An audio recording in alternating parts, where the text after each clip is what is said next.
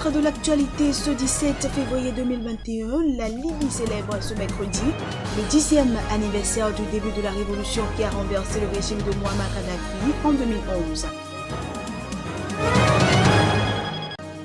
Pour lutter contre les djihadistes, le président tchadien Idriss Déby Itno a annoncé l'envoi de 1200 soldats dans la zone dite des 3 frontières entre le Mali, le Niger et le Burkina Faso. Et puis l'Afrique du Sud qui a reporté sa campagne d'immunisation contre le Covid-19, prévue initialement avec des vaccins d'AstraZeneca, va proposer le million de doses en sa possession à l'Union africaine. Voilà pour le sommaire. À toutes et à tous, bienvenue. Les Libyens célèbrent ce mercredi le 10e anniversaire du début de leur révolution qui a renversé le régime de Mouammar Kadhafi en 2011. Cette célébration intervient alors que la Libye reste minée par les divisions et engluée dans un profond chaos. Le chef du gouvernement d'Union nationale, JNA, Fayez al-Sarraj, a assisté sur la place des Martyrs à Tripoli à des célébrations officielles à la veille du 10e anniversaire du début de la révolution qui a renversé le régime de Mouammar Kadhafi en 2011. La flamme inaugurant la cérémonie a été allumée dès ce mardi soir en présence du chef du gouvernement. 10 ans après le début du soulèvement et l'intervention internationale sous couvert de l'OTAN, conclue en octobre 2011 par la mort du guide Kadhafi, la Libye continue d'être déchirée entre des pouvoirs rivaux et à subir des ingérences étrangères. Ceci aux dépens d'une population exsangue privée des immenses ressources énergétiques du pays. Depuis plusieurs années, le quotidien des Libyens est marqué par des pénuries de liquidités et d'essence, ainsi que par des coupures d'électricité et par une inflation galopante. Le gouvernement d'union nationale, installé en 2016 à Tripoli, est fortement appuyé par la Turquie.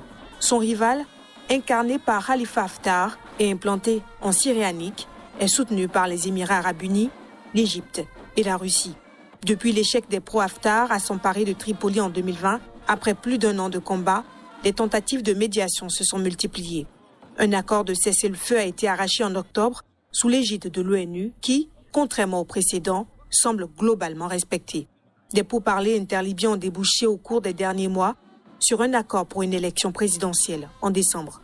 Un exécutif de transition composé du Premier ministre par intérim, Abdelhamid Beba, et d'un conseil présidentiel transitoire a été désigné le 5 février dernier. Dans une vidéo diffusée sur son compte Twitter, le président tchadien Idriss Déby Itno a annoncé l'envoi de 1200 soldats dans la zone dite des 3 frontières entre le Mali, le Niger et le Burkina Faso pour lutter contre les djihadistes. Il a fait cette annonce en marge d'un sommet des 5 pays du Sahel avec la France à N'Djamena. Les ministres de la Défense du G5 Sahel se sont rendus lundi à Ngimi, au Niger, près de la frontière avec le Tchad, où sont stationnés les soldats qui seront ensuite déployés dans la région des 3 frontières, selon la télévision d'État tchadienne. Le président tchadien Idriss Déby Itno a annoncé lundi l'envoi de 1200 soldats dans la zone dite des 3 frontières entre le Mali, le Niger et le Burkina Faso pour lutter contre les djihadistes en marge d'un sommet des 5 pays du G5 Sahel avec la France à N'Djamena. Cette annonce intervient au moment où la France souhaite voir les pays de la région assumer le relais militaire, mais aussi politique de son engagement au Sahel, vieux de 8 ans. L'envoi de soldats tchadiens avait été initialement annoncé il y a 1 an lors d'un précédent sommet de Pau au sud-ouest de la France. Mais l'opération avait été retardée par la menace djihadiste grandissante sur les bords du lac Tchad et par un désaccord entre N'Djamena et ses partenaires sur les modalités, notamment financières, de ce déploiement. Les 4 autres chefs d'État de l'Alliance du G5 Sahel, le Mauritanien Mohamed Ould Cheikh El Ghazouani, le Malien Ban Dao, le Burkinabé Roch Christian Kaboré, le Nigérien Mahamadou Issoufou, avaient fait le déplacement, mais pas Emmanuel Macron. Le sommet de N'Djamena a eu lieu 1 an après celui de Pau, qui, devant la menace d'une rupture sous les coups de boutoir djihadistes, avait débouché sur un renforcement militaire dans la zone des 3 frontières et l'envoi de 600 soldats français supplémentaires, les faisant passer de 4 500 à 5 100. L'armée française revendique d'avoir sérieusement affaibli l'organisation État islamique et tué plusieurs chefs d'Al-Qaïda au Maghreb islamique, AQMI. Le nombre d'attaques de camps militaires a toutefois baissé en 2020. Que retenir du sommet de N'Djamena et peut-on effectivement en finir avec le terrorisme en Afrique? Voilà les questions auxquelles vont répondre Souleymane Hamzat, consultant international en problématique du terrorisme et spécialiste des questions de protection et de sécurité. Monsieur Hamzat, bienvenue. Bonjour. Et merci d'avoir répondu à notre invitation. C'est moi. Alors, les rideaux sont tombés sur le sommet des pays membres du G5 Sahel et la France. Que retenir du sommet de N'Djamena? Un sommet de plus et peu de résultats. Il faut reconnaître que les populations sont toujours en attente de ce que la France, les forces françaises quittent les territoires occupés. Et cela, c'est dû au bilan macabre que nous avons, n'est-ce pas, de cette lutte contre le terrorisme. Il s'avère que les résultats, le terrorisme en lui-même est un serpent à 1000 têtes. Quand une tête est décapitée, il y en a une autre qui pousse et on ne voit pas les résultats sur le terrain. Et est-ce qu'on peut effectivement en finir avec le terrorisme en Afrique? Si, on peut. Et cela a été démontré par le maréchal Idriss Déby Itno, n'est-ce pas, dans la zone de Bouna, où lui-même, il est allé au front prouver à la face du monde que c'était possible. Mais il faut rebondir sur les trois aspects que voici. D'abord, la formation des hommes, le financement et ensuite la mise en action de cette force dont il fait appel tout le temps, cette force d'interposition, n'est-ce pas, qui doit aller dans le sens de la lutte contre le terrorisme et qui peine à se mettre sur pied. Heureux de savoir qu'il envoie 1200 hommes, mais il va falloir que contre ces 1200 hommes, qu'il y ait un retrait aussi des forces françaises de 1200 et que le territoire africain se sente un peu allégé.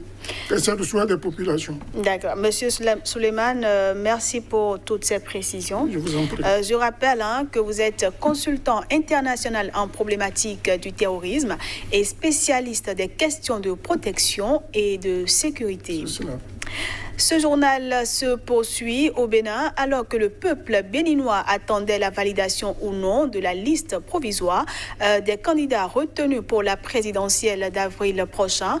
Des recours ont atterri sur la table de la Cour constitutionnelle. Ces recours sont-ils suspensifs de la décision de la haute juridiction? Des éléments de réponse avec Maître Paul Kato Atita. Il est avocat au barreau du Bénin. On le suit. Il a deux recours qui ont retenu mon attention, le recours de l'honorable Afo, le recours de Madame Rekiatou Madougou. Est-ce que la Cour constitutionnelle va devoir délibérer directement sur la validité des candidatures ou est-ce qu'elle va au préalable connaître de ces problèmes préliminaires à la validation des candidatures? Je ne me mets pas à la place du juge constitutionnel béninois, mais je suis convaincu d'une chose, la fraude dont il est question, c'est un aspect très sérieux de ces deux recours-là. C'est un moyen pertinent, ce n'est pas un moyen fantaisiste. Et je pense que le juge constitutionnel béninois devrait se prononcer sur cette question de fraude préalablement à tout. Parce que pourquoi? Le parrainage est une condition essentielle pour la validité d'une candidature à l'élection présidentielle désormais en République du Bénin, à voir ce qui est fait maintenant dans la nouvelle constitution. Et le juge constitutionnel doit pouvoir vérifier la transparence de ce parrainage, la transparence dans la mise en œuvre de ce parrainage. Il doit vérifier si les parrains ont consenti réellement à un parrainage, tout comme il doit pouvoir vérifier si les autres conditions sont réunies. Mais dès lors que la fraude est établie, c'est que le processus doit s'arrêter à ce niveau d'abord. Et il se doit donc de procéder à l'annulation de tous ces parrainages tels qu'ils ont été proclamés par la Commission électorale nationale et renvoyer les gens à une reprise de cette phase. La fraude enlève toute efficacité aux candidatures qui sont là en l'état. Avec la fraude, il n'y a pas de droit acquis. L'Afrique du Sud qui a reporté sa campagne d'immunisation contre le Covid-19, prévue initialement avec des vaccins d'AstraZeneca dont l'efficacité a été mise en doute contre le variant local du virus, va proposer le million de doses en sa possession à l'Union africaine. C'est du moins ce qu'affirme le ministre sud-africain de la Santé. Il était devant le Parlement. Des millions de doses d'un vaccin acheté qui se retrouve inefficace face aux variants sud-africains du nouveau coronavirus. Dès lors, se pose la question de l'utilisation à faire de ce vaccin. Devant le Parlement, le ministre de la Santé rassure.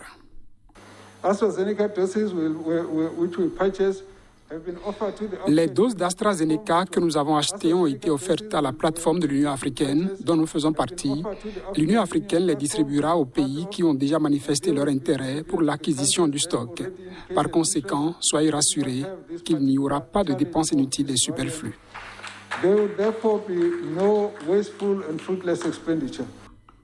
Pour lancer la campagne de vaccination projetée, recours a été fait à un autre laboratoire et les Sud-Africains seront vaccinés, promet le ministre de la Santé.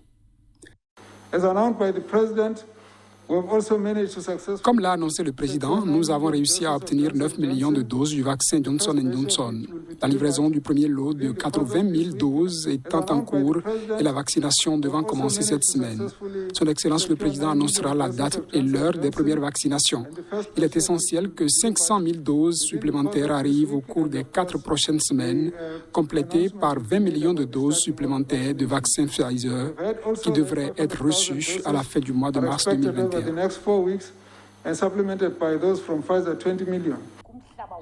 L'Afrique du Sud traverse une deuxième vague de coronavirus, largement causée par le nouveau variant, réputé plus contagieux. Officiellement le plus touché du continent, le pays compte près d'1,5 million de cas d'infection et plus de 48 000 décès. Voilà qui vient mettre un terme à cette édition que je vous remercie d'avoir suivi.